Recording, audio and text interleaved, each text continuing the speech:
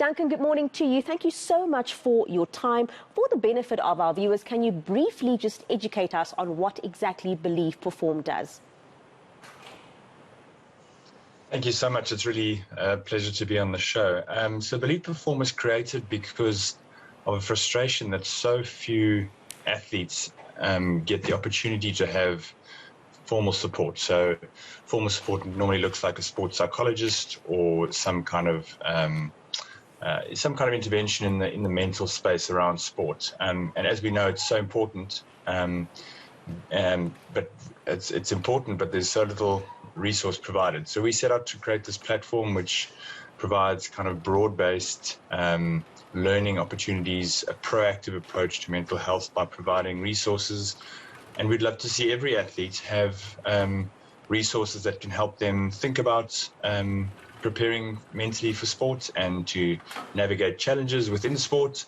So yeah, we're really excited to try and, apologies for the dog barking in the background, to try and give everyone access to these resources. No worries, Duncan. We love pets at this channel. So sport is seen as a release. I mean, growing up, it's a bit of a distraction from all the homework that you have to do. But we have, of course, seen an increase in professional athletes speaking up on their mental health issues. And I think at that platform, one can understand because of the pressures that come with playing your sport at that level. However, taking it back to schools, what are some of the issues that these kids are faced with? Why and how is it that youngsters are struggling with mental issues, specifically in sport? Yeah, I think it's a great point. You know, we shouldn't look at mental health as only stepping in when people come forward and say they're depressed or they are really struggling with the stress and anxiety of sport. So those high-profile athletes that come forward are very brave, but that's the tip of the iceberg. Everyone is in some kind of mental health state, good, bad, in the middle.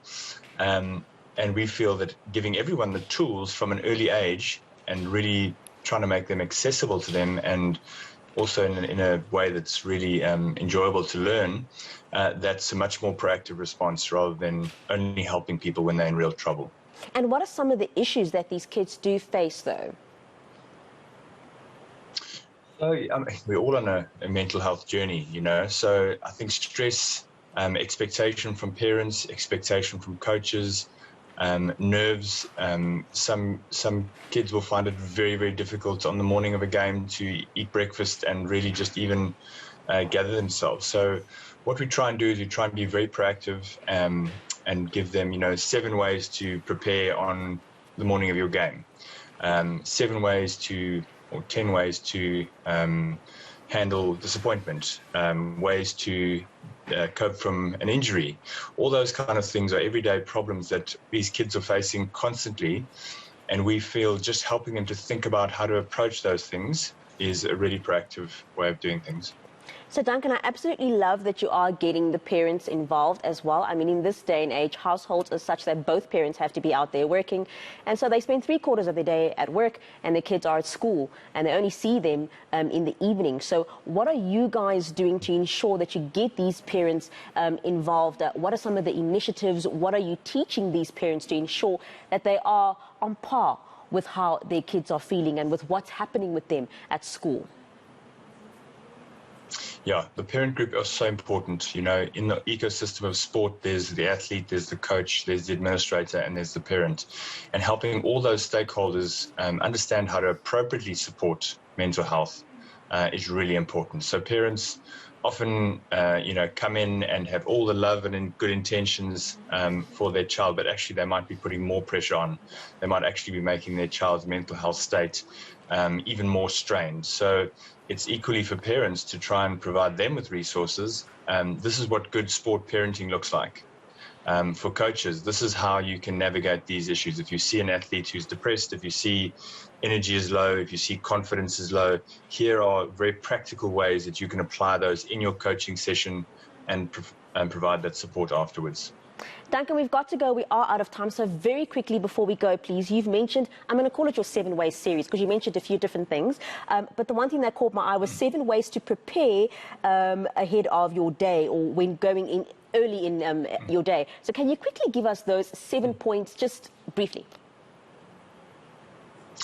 Sure. I mean, 7 was just a number I chose. We've got a number of things. But what we try and do is we will say to the athlete, nerves or emotions are just your body sending you a signal. So rather than trying to ignore those things, rather try and work with them. So we try and set them up to reflect on the strengths that they have, reflect on past achievements, really give themselves that feeling of, I can do this. We try and say to them, what are the things that you notice you perform well on? When I eat a certain type of breakfast, when I listen to a certain type of music, when I ask my coach to just reaffirm with me what they would like me to do in the game. All those things are very practical ways that you can help young athletes develop a kind of game plan, a game day plan for themselves. So it's building their confidence, it's making them feel like secure, it's helping them to build connection with coach and with teammates. So really, really practical ways to try and just make the performance environment one which is not brutal on their senses, which is one where they feel in a high level of control. I can do this. I've shown in the past. I'm going to go in with my confidence high.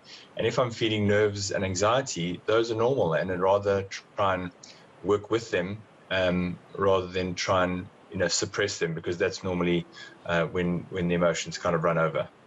Duncan, thank you so much for that, and thank you for this initiative. These things weren't there when we were younger and we were in school, so it's great to see these initiatives coming forth, because these kids actually do need it. That's former SA Water Polo captain and Olympian Duncan Woods.